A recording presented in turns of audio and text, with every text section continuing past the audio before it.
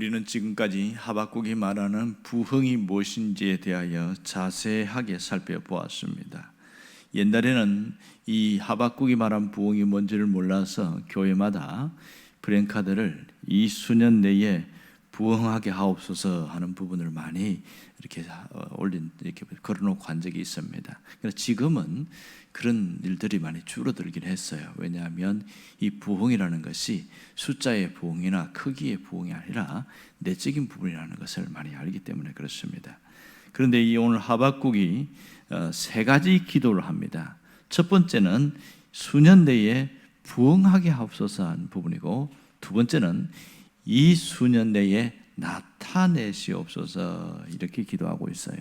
자, 여기서 보면 반복되는 단어가 나오는데 그것이 바로 이 수년 내에 이런 단어입니다. 오늘 이 부분이 왜 이 수년 내에 이것을 반복하는지 우리가 한번 생각해 봐야 됩니다.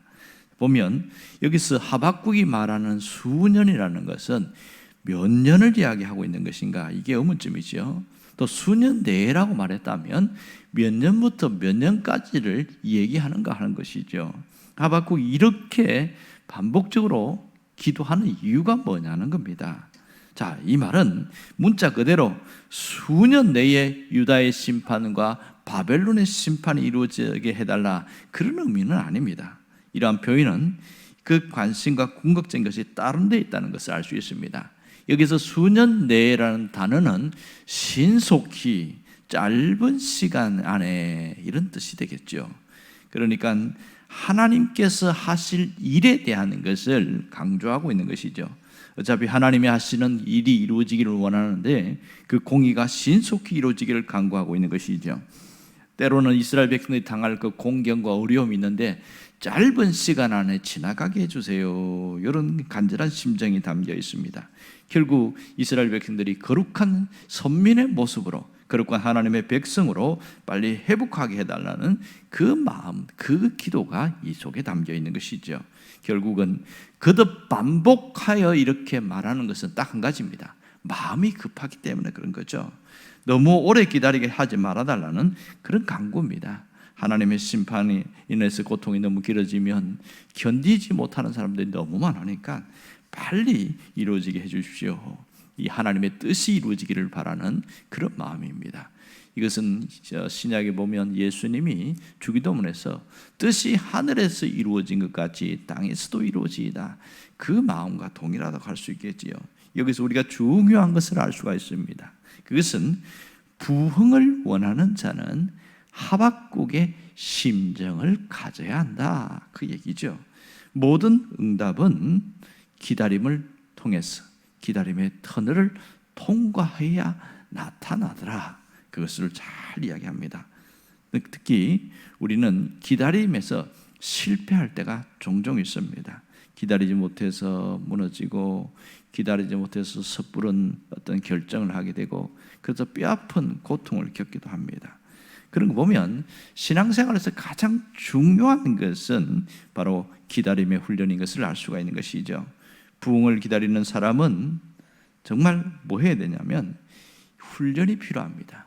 그것도 기다림의 훈련이 필요한 것이죠. 부흥은 바로 기다림에서 나타나는 하나님의 역사입니다. 오랫동안 부흥에 대해서 사모했던 사람들이 그랬습니다. 부흥을 원했으보다는 하나님의 일이 이루어지기를 원하다 보니까 갑자기 이루어지는 경우가 많습니다. 여러분, 신앙생활하면서 성숙한 신앙인들이 가장 힘들어하는 것 중에 하나가 뭐냐면 기다림입니다. 기다림이라는 것이 필요한 줄 알면서도 기다리는 것을 굉장히 힘들어해요. 그런데요, 역설적이게도 사람들이 그러면서도 많이 기다리고 있다는 겁니다. 유명한 심리학자인 윌리엄 말스톤이라는 박사가 있습니다. 이 박사님이 3,000명을 대상으로 설문조사를 했더니 그 결과 당신은 어떻게 사십니까? 이러면서 몇 가지 조사를 했더니 놀라운 것은 94%가 사람들이 많은 시간을 기다리는데 쏟고 있다는 것을 결과가 나타났습니다. 그 많은 시간, 그 많은 마음, 그 많은 생각들 전부가 기다림에 모든 것을 쏟고 있더라는 겁니다. 사람들이 소식을 기다리고 사람을 기다리고 또 기회를 기다리고 변화가 일어나기를 기다리고 좀 더 좋은 세월이 오기를, 좀 더 발전하기를 그렇게 계속 기다리고 있더라는 겁니다. 그러니까 자격증을 따야 할 사람은 자격증을 따기까지 계속 공부하면서 기다리고 있는 것이죠. 뭔가 취업을 하려고 하는 사람들은 그 취업이 될 때까지 여기저기 이력서를 쓰면서 또 스펙을 쌓아가면서 기다리고 있더라는 거죠. 결국 그 많은 세월, 많은 사람들이 기다림 가운데에서 모두가 그렇게 살아가더라는 거죠. 하지만 현대인의 가장 불행은 그 기다림이 너무 짧다는 것이 있습니다. 이 기다림을 너무 힘들어한다는 데 있지요. 그래서 어떤 분은 기다리기는 하는데 행동이 없는 기다림이 있습니다. 기다림이 무엇을 의미하는지, 내가 지금 기다리면서 뭘 하는지 아무것도 하지 않고 기다리는 그런 깊은 사색도 자기 반성도 연구도 없이 막연히 기다리는 자들도 있더라는 겁니다. 안타까운 것은 기회가 왔는데 준비가 되지 못해서 그 기회를 놓쳐버리는 경우도 많더라, 이런 얘기를 하고 있습니다. 여러분, 기다림이 우리가 힘든 것은 딱 한 가지입니다. 그것은 하나님의 시간과 우리의 시간에 차이가 있기 때문에 그렇습니다. 베드로후서 3장 8절을 보면 시간의 차이가 있음을 이렇게 말했습니다. 주께서는 하루가 1000년 같고 1000년이 하루 같다는 이 한 가지를 잊지 말라. 하루가 1000년 같으니까 이게 우리하고는 비교할 수 없는 시간인 것이죠. 그러니까 시간 개념 자체가 주님의 시간과 우리 시간은 전혀 다르다는 것이죠. 이 시간은 결국은 하나님의 손에 있음을 알 수가 있습니다. 우리가 인생에서 늘 힘든 것은 언제, 어떻게, 어느 방향으로 그렇게 이루어질지 이것이 뚜렷하지 않다는 것이죠. 하나님도 그것을 분명하게 보이지 않기 때문에 우리는 내일 일을 잘 몰라요. 1시간 후의 일도 모르고 한시도 우리는 정확하게 진단할 수 없더라는 겁니다. 그래서 여기서 필요한 게 뭐예요? 믿음이라는 겁니다. 왜냐하면 믿음은 기다림을 얘기하기 때문에 그렇습니다. 믿음은 하나님을 기다릴 뿐만 아니라 하나님을 기대하게 되는 것이죠. 그 많은 과정 속에서 하나님의 때를 기다리고 하나님의 하실 일을 기다리는 겁니다. 그래서 그 기다림 속에 우리는 단련되어 가는 것이죠. 인내 속에서 우리는 훈련되어 가는 겁니다. 성경에 보면 그런 얘기하고 있는 거 기억나시지요? 야고보서 1장 4절을 보면 이런 말을 합니다. 인내를 온전히 이루라. 이는 너희로 온전하고 구비하여 조금도 부족함이 없게 하려 함이라. 자, 이 요셉의 생애를 보면 인내를 온전히 이루어가는 과정, 빚어지는 과정을 우리는 잘 알 수 있습니다. 하지만 요셉이 겪은 그 현실에 보면 그런 것이 전혀 보이지 않아요. 요셉에게 행하시는 하나님의 뜻이 무엇인지는 분명하지만 그 과정은 참 복잡한 걸 알 수 있습니다. 형제의 미움이 있었고 오해가 있었고 모함과 죽음의 위협, 경제적인 어떤 고통, 유혹과 감옥 생활, 또 사람의 망각, 이런 일들이 계속 반복되고 있기 때문에 여기서 도대체 하나님의 뜻을 알아낸다는 게 쉬운 일은 아닌 것이지요. 가만히 보면 자신의 운명은 아버지가 지고 있는 것처럼 보였는데 때로는 그것이 아니더라는 거예요. 또는 자기 운명이 형제들에 의해서 죽고 사는 것이 지어진 줄 알았는데 그러다가 또 시간이 바뀝니다. 보디발이 자신의 운명을 지어준 줄 알았어요. 그러다가 또 바뀌게 되어지죠. 결국 계속 자신의 운명은 누가 지고 있는지를 보이지 않는 것처럼 끊임없이 반복되어지고 갑니다. 그런 가운데 요셉이 잘한 것은 뭐냐면 그 많은 고통과 힘든 가운데 기다릴 줄 알았다는 겁니다.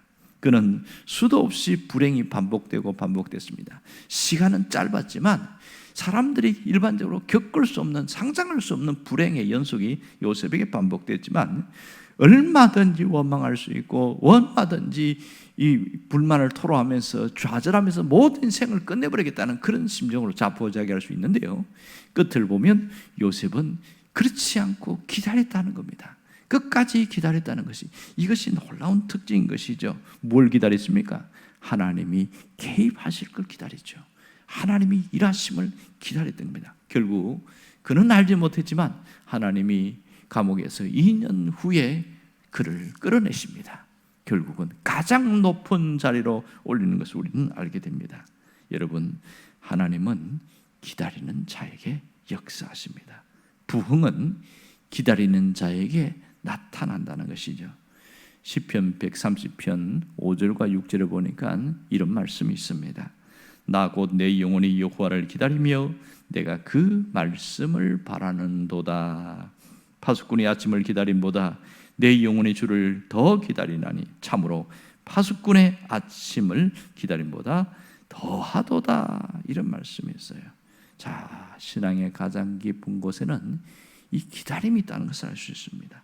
사랑의 가장 견고한 곳에는 기다림이 있습니다. 믿는다고 하면서도 기다리지 못하는 것은 사실은 진정한 성숙한 신앙의 모습은 아닌 것이죠.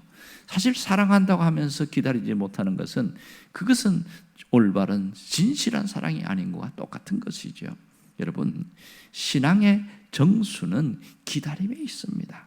오늘도 하나님의 역사를 기다리고 내일도 하나님의 역사를 기다리는 것이죠. 그것이 이루어질 때까지 반복적으로 기다리는 것이 대단히 중요합니다.